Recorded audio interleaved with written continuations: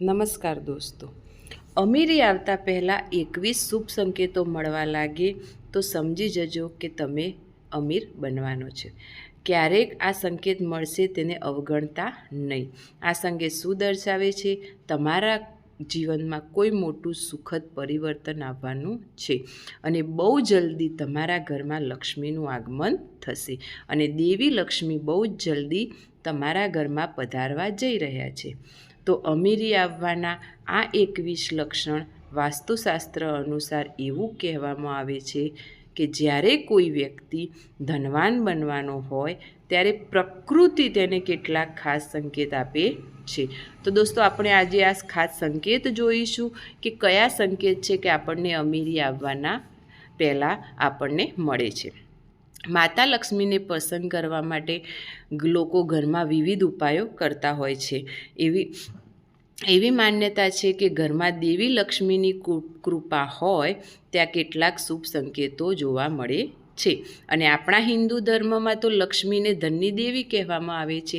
જે વ્યક્તિ ઉપર માં લક્ષ્મીની મહેરબાની થાય તેના ઘરમાં ધનની કોઈ કમી રહેતી નથી, તે આપણે સૌ જાણીએ છીએ. તો ચાલો જાણીએ કે આ શુભ સંકેતો કયા છે. પરંતુ તે પહેલાં તમે પણ ઈચ્છો છો કે માતા લક્ષ્મીની કૃપા તમારા પર થાય તો વિડીયોને લાઈક, ચેનલને સબસ્ક્રાઈબ કરવાનું ભૂલતા નહીં.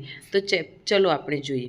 જો તમારા ઘરમાં અચાનક સીધી રેખામાં કીડીઓ ફરતી જુઓ અને તે ખાવાની વસ્તુઓ પર હુમલો કરવા લાગે તો સમજી લો કે તમારા ઘરમાં મા લક્ષ્મીનો પ્રવેશ થયો છે. કેમ કે કીડી જે છે તેને મા લક્ષ્મીનો એક કહેવામાં આવે છે કે આપણા ઘરમાં લક્ષ્મી આવવાની છે. જો સવારના સમયે ગાય તમારા દ્વાર પર આવીને બૂમો પાડે તો તેનો ઈશ્વરના આશીર્વાદ ગણવા જોઈએ અને ગાયને રોટલી અથવા અન્ય ખોરાક આપીને વિદાય કરવું જોઈએ. તેનો અર્થ એ છે કે દેવી લક્ષ્મી પોતે તમારા દ્વાર પર આવીને દસ્તક આપી છે. આપણે જાણીએ છીએ કે ગાયમાં 33 કરોડ દેવી દેવતા છે, તેથી આપણે ગાયની પૂજા કરતા હોઈએ છીએ. હથેળીમાં ખંજવાળ આવી. હા દોસ્તો, ઘણા લોકો કહેતા હોય છે કે હથેળીમાં ખંજવાળ આવી. જો પુરુષની જમણા હાથમાં, સ્ત્રીના ડાબા હાથમાં અચાનક જ ખંજવાળ આવે તો એક શુભ સંકેત માનવામાં આવે છે અને એનો મતલબ એ છે કે જીવનમાં પૈસાની સમસ્યા દૂર થઈ જ રહી છે. બહુ જ જલ્દી તમારા ઘરમાં લક્ષ્મીનું આગમન થવાનું છે અને તમારી આર્થિક સ્થિતિ મજબૂત થવા જઈ રહી છે. પછી છે શંખની ધ્વનિ સાંભળવી. રોજ તમને નહીં સંભળાતી હોય, તમારા ઘરમાં વાગતો હોય એ સંભળાય ઠીક છે, બાકી સંભળાવી.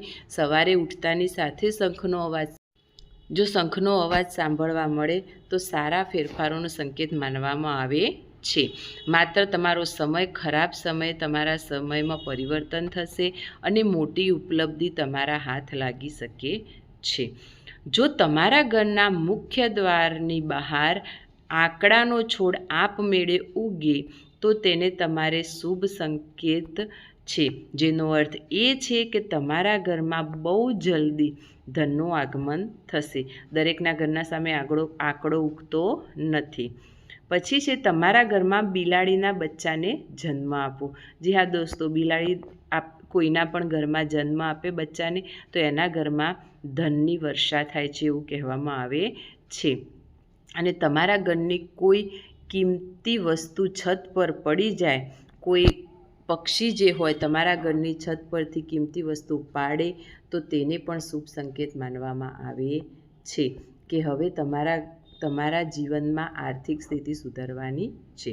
જો મિત્રો તમારા ઘરમાં તુલસીનો છોડ ખૂબ જ ગાઢ અને લીલો થઈ જાય તો સમજવું જોઈએ કે હવે તમારા ઘરમાં જલ્દી સુખ સમૃદ્ધિ ભરાઈ જશે. જી હા દોસ્તો, આ પણ એક સંકેત છે. જો મિત્રો સાવરણી અને દેવી લક્ષ્મી વચ્ચે ઊંડો સંબંધ છે, કેમ કે આપણે જે ધનતેરસના દિવસે સાવરણી ખરીદતા હોઈએ છીએ, તો સવારે કોઈને જમીન સાફ કરતા જુઓ, સવારે સાવરણીથી વાળતા જુઓ તો જલ્દી ધનવાન બનવાના છો. સવારે ઘરથી ઓફિસ જતા દરમિયાન રોજ 5 દિવસ સુધી જો તમને કોઈ ઝાડુ મારતા દેખો તો સમજી લો કે હવે તમારે બધી પરેશાનીઓ દૂર થઈ જવાની છે. જી હા દોસ્તો, મિત્રો, જો તમને સવારમાં ઘરની બહાર પૈસા પડેલા મળે તો પણ ધન આવવાની નિશાની છે. અને એ જ રીતે જો કપડાં પહેરતી વખતે અથવા તો ઉતારતી વખતે ખિસ્સામાંથી પૈસા પડી જાય તો પણ સમજવું જોઈએ કે ધનની પ્રાપ્તિનો સંકેત છે. આ નાના નાના જે સંકેત હોય છે તે વાસ્તુશાસ્ત્ર અનુસાર કહેવામાં આવે છે કે આર્થિક સ્થિતિ આપણી સારી થશે. ઘરમાં અચાનક 3 ગરોળીઓ એકસાથે દેખાય, તમને જલ્દી નહીં દેખાય પરંતુ દેખાય તો એક શુભ સંકેત માનવામાં આવે છે. આ દેવી લક્ષ્મીના આગમનનો સંકેત છે.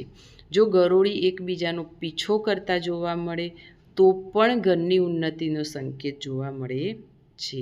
દિવાળી દરમિયાન તુલસીના છોડમાં છુપાયેલી ગરોળી જોવી એ ખૂબ જ શુભ માનવામાં આવે છે. મિત્રો, સવારના સમયે શેરડી જુઓ તો પણ તેને પણ ખૂબ જ શુભ માનવામાં આવે છે. જો તમે સવારે તમારી આસપાસ સીડીઓ જુઓ તો સ્પષ્ટ છે કે તમારા દિવસો બદલાવાના છે. જી હા દોસ્તો, આ હતા શુભ સંકેતો. મા લક્ષ્મીનું વાહન ઘુવડ પણ જો તમારા ઘરની બહાર આવીને લાંબા સમય સુધી દેખાય તો સમજી લો કે તમારા ઘરમાં લક્ષ્મીનું આગમન થવા જઈ રહ્યું છે. તો મા લક્ષ્મીની